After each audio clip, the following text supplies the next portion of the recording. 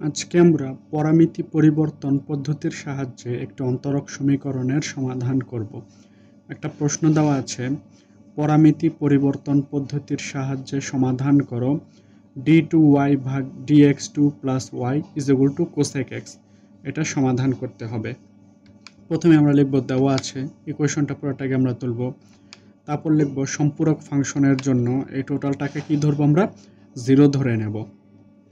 এবার লিখব D square Y plus Y, side নোটে লিখব d2 equivalent d2 dx2 d equivalent d dx কে অন্তরীকরণ প্রক্রিয়া বলা হয়। এই d dx এর বদলে সংক্ষেপে আমরা d ধরে নিলাম। এবার একে আমরা কি করব, 1 নং সমীকরণ ধরব। এবার লিখব মনে করি 1 নং এর একটি সম্ভাব্য সমাধান y is equal two e to the power mx। তাহলে আমরা পাই, এই যে ইকুয়েশনে আমরা কি করব, y এর বদলে e to the power mx বসাবো। তাহলে আমরা বসাই d স্কয়ার y এর বদলে e to the power mx plus y এর বদলে e to the power mx। এখানে একে দুইবার অন্তরীকরণ করতে হবে। আর আমরা জানি d to the power n dx to the power n e to the power mx। একে যতবারই অন্তরীকরণ করি m to the power n e to the power mx। যদি একবার অন্তরীকরণ করি m e to the power mx। দুইবার অন্তরীকরণ করলে m square e to the power mx। তাহলে এবার মানটা বসিয়ে দেই। তাহলে আমরা কত পাই, m square e to the power mx। আর এখানে যেহেতু কিছু নাই, কোনো d নেই, তাহলে অন্তরীকরণ করতে হবে না, e to the power mx 0। এবার কি করব, আমরা উভয় পক্ষ থেকে e to the power mx দ্বারা ভাগ করে দেব। সাইড নোটে লিখব e to the power mx দ্বারা ভাগ করে। এবার আমরা কি করব, এখানে m এর মান বের করব। তাহলে প্লাস 1টার পাশে গেলে -1, আর আমরা জানি -1 মানে কি i স্কয়ার। তাহলে m এর মান আমরা কত পাচ্ছি, প্লাস মাইনাস i, মানে একটা জটিল সংখ্যা।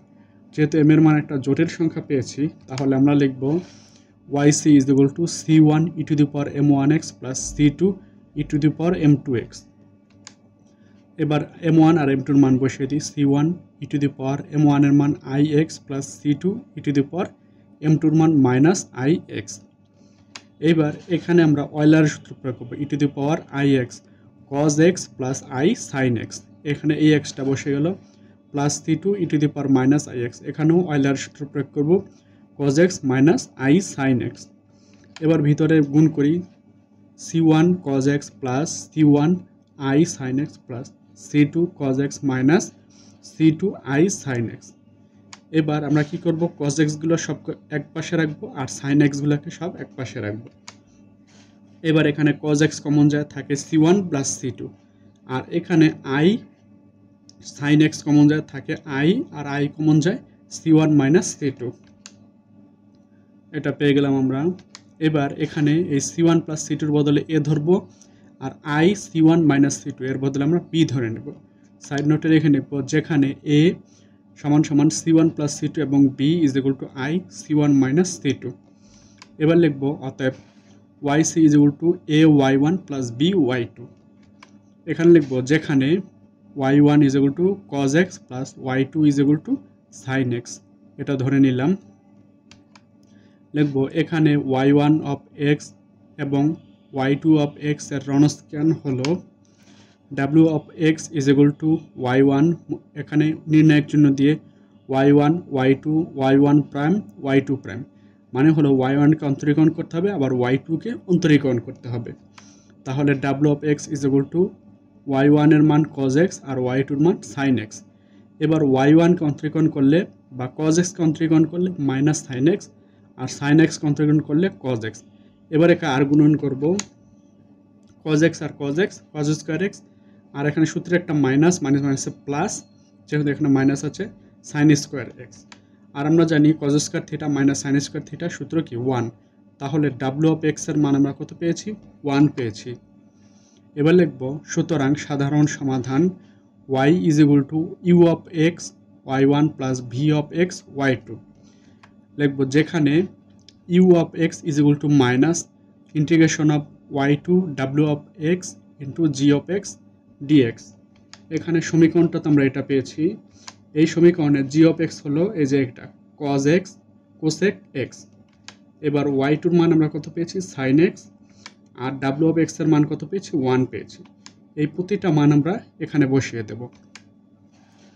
u of x is equal to minus y2 এর মান sin x, আর ডাব্লিউ অফ এক্স এর মান 1, আর জি অফ এক্স ডিএক্স এর মান হচ্ছে কোসেক এক্স আর এই ডিএক্স। তারপর লিখবো, নিচে তো 1 লেখা লাগে না, sine x into cosec x. আর আমরা জানি cosec x is equal to 1 ভাগ সাইন এক্স। এবার সাইন এক্স কাটা যায়, থাকে কি শুধু 1, আর 1 তো লেখা লাগে না, তাহলে কি শুধু ডিএক্স। তাহলে এটা পেলাম। এবার ইন্টিগ্রেশন অফ ডিএক্স কত পাই, শুধু এক্স পাই, আর আগে মাইনাস প্লাস একটা ধ্রুবক c1, এবং V of X is equal to integration of y1 w of X into G of X dx.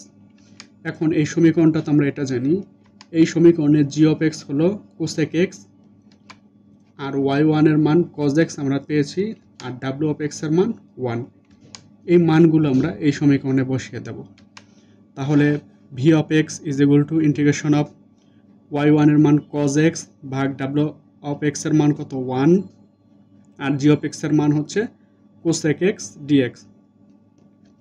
এবার 1 তো লেখা লাগে না, cos x into cosec x. আমরা জানি কোসেক সমান সমান কি 1 ভাগ সাইন এক্স, তাহলে cos x ভাগ সাইন এক্স এটা হয়ে যায়। আর আমরা জানি cos x ভাগ সাইন এক্স সমান কি cot x, তাহলে dx, আর cot x কে যদি সমাকলন করি ln sin x, শেষ একটা ধ্রুবক প্লাস c2। এবার লিখব, সুতরাং সাধারণ সমাধান y is equal two u of x y1 plus v of x y2। তাহলে মানটা বসিয়ে দিই, y is equal two u of x এর মান minus x plus c1, y1 এর মান cos x প্লাস, আর v অফ x এর মান ln sin x plus c2, y2 এর মান sin x। এবার ভিতরে গুণ করে ক্যালকুলেশন করি, c1 cos x plus c2 sin x minus x cos x plus sin x ln x। ধ্রুবকগুলো এক পাশে রাখলাম আর বাকিগুলো আরেক পাশে রাখলাম।